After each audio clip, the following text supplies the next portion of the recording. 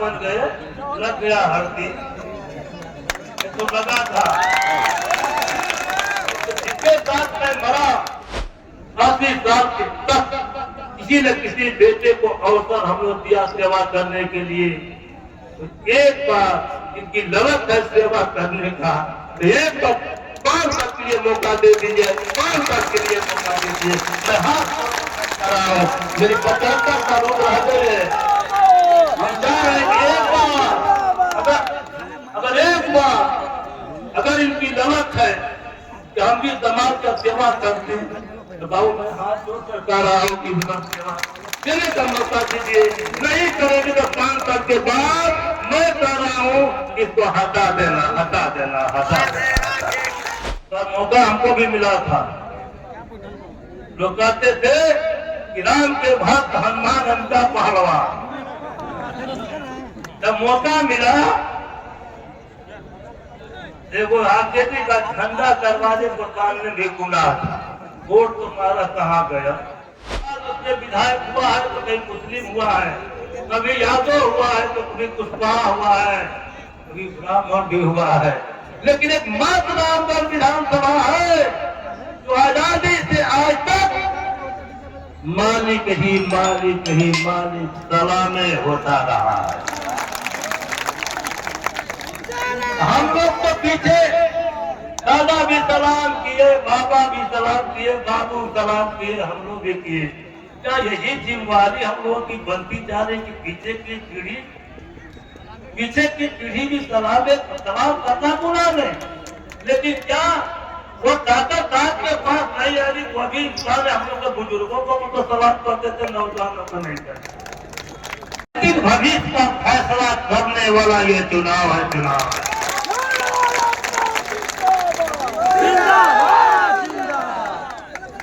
अब फैसला क्या करेंगे?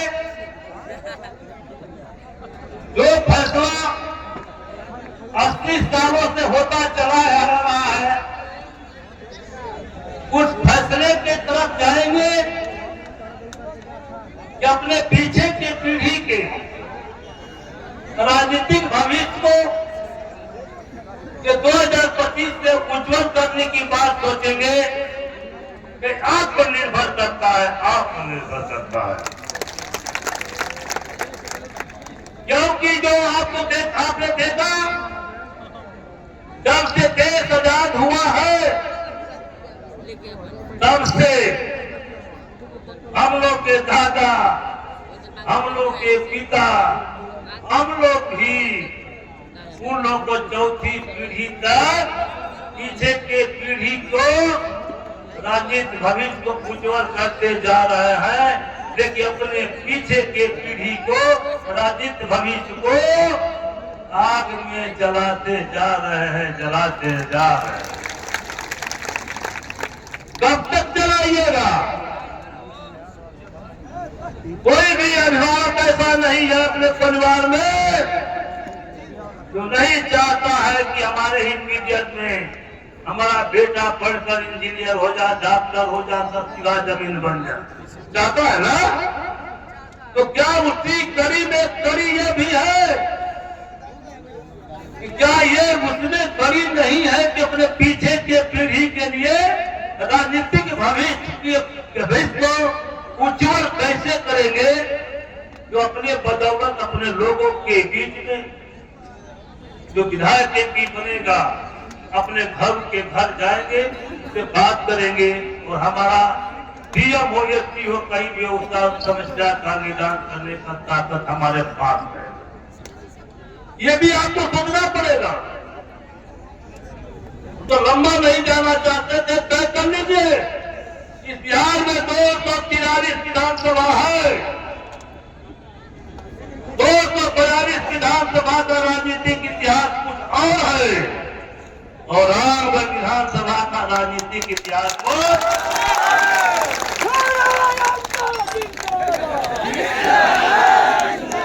2042 विधानसभा का राजनीतिक इतिहास इसलिए कुछ और है कि 242 विधानसभा में आजादी से अब तक बहुत से बदलाव परिवर्तन हुआ है। कभी निषाद उसमें विधायक हुआ है तो कहीं मुस्लिम हुआ है, कभी यादव हुआ है तो कभी कुशवाहा हुआ है, कभी ब्राह्मण भी हुआ है। लेकिन एक मात्र रामगढ़ विधानसभा है जो आजादी से आज तक मालिक ही मालिक सलामे होता रहा है। हम लोग तो पीछे दादा भी सलाम किए, बाबा भी सलाम किए, बाबू सलाम किए, हम लोग भी किए। क्या यही जिम्मेवारी हम लोगों की बनती जा रही कि पीछे की पीढ़ी भी सलाम करना गुनाह नहीं, लेकिन क्या वो ताकत आपके पास नहीं आ रही? वो भी इंसान है, हम लोग के बुजुर्गों को तो सलाम करते थे, नौजवानों को नहीं करते। तो जब तक राजनीतिक ताकत आपके समाज में नहीं आएगी, और बड़ा संगठन है, लेकिन संगठन में अगर राजनीतिक ताकत नहीं है तो आप जीरो हैं, आप जीरो। लेकिन आपके ताकत से मुट्ठी भर लोगों को जब मिल जाता है राजनीतिक ताकत, क्या स्थिति रहती है हम लोग की? अब किसी से छिपा छोड़ो। एक बार मिला था मौका, एक बार मौका हमको भी मिला था। लोग कहते थे कि राम के भक्त हनुमान हमका पहलवान। जब मौका मिला, देखो आरजेडी का झंडा दरवाजे को सामने भी गुना था, वोट तुम्हारा कहाँ गया? प्रिय मित्रों, मैं कहना चाहता हूँ और भाव खड़ों से मैं कहना चाहता हूँ कि जिस तरह से अभिभावक समाज के लोग हैं, समाज लोगों के जो अभिभावक हैं, वो हमेशा अपने पीछे की पीढ़ी को राजनीतिक भविष्य को बनाने का काम करता है, उज्जवल करने का। उसी तरह से नजर करके मैं अभिभावक लोगों से कहना चाहता हूँ, अपील करना चाहता हूँ कि आपकी भी जिम्मेवारी है कि पीछे के पीढ़ी के लिए राजनीतिक भविष्य को उज्जवल करिए। आज पीढ़ जो है, तो कोई निजात होगा, तो कोई दलित का होगा, कभी पिछड़ा का होगा, कभी अल्पसंख्यक होगा, लेकिन बचा रहेगा तभी होगा, तभी होगा। एक बात का देना चाहता हूँ, मैं अपील के साथ कहना चाहता हूँ, यहाँ पर अपील करता हूँ कि मेरी उम्र 75 साल हो गई, हमको आप लोगों ने बहुत सम्मान दिया, आप लोगों ने बहुत सम्मान दिया, विधायक तक भी बना दिया, आप लोग बना दिया, जिसके साथ मरे हुए नहीं बनाए, आप लोग बनाए। क्योंकि 25,000 वोट को हमको विधायक बन गए, लग गया हल्दी, तो लगा था जिसके साथ मैं मरा वो लोग लगे थे कि हार जाएगा। 2009 में 9 महीना था, वो जल्दी की 10 चलता अपने बेटुआ के मिल जाए। गलती बोलते हैं, सही बोलते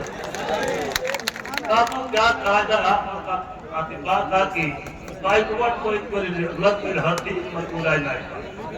मित्रों, मैं कहना चाहता हूँ, बहुत सारे बैठे नौजवान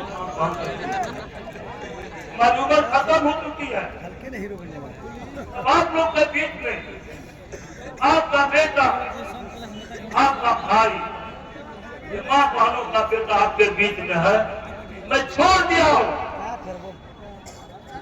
इनकी जरूरत है सेवा करने की। इंटर कॉलेज के लेक्चरर है, 90,000 पाते हैं, कहाँ ही कर पापा,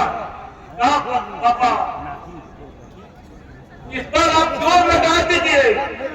अगर समाज सेवा करने का मौका दे देगा तो ठीक है, नहीं तो इसके बाद हम नौकरी करेंगे।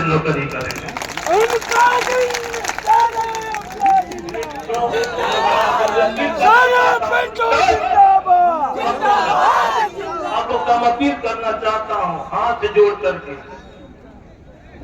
अगर 80 साल तक किसी न किसी बेटे को अवसर हम लोग दिया सेवा करने के लिए, तो एक बार इनकी ललक है सेवा करने का, तो एक बार 5 साल के लिए मौका दे दीजिए, 5 साल के लिए मौका दीजिए।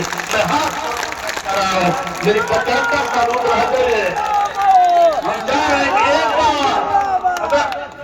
एक बार अगर इनकी ललक है कि हम भी समाज का सेवा करते हैं, तो बाबू मैं हाथ जोड़ कर कह रहा हूँ कि सेवा देने का मौका दीजिए। नहीं करेंगे तो 5 साल के बाद मैं कह रहा हूँ इसको हटा देना, हटा देना, हटा देना। अब इसके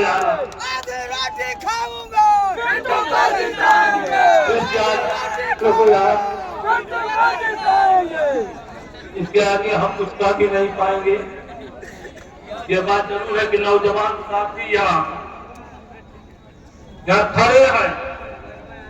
देखिए भाव पड़ोसनी भी कहना चाहता हूँ कि वो मौका मैं इस बुढ़ावती में भी नहीं दे रहा हूँ कि पीछे के नौजवान साथी खड़े ये नहीं कह सकते हैं कि हम लोगों के भी समाज में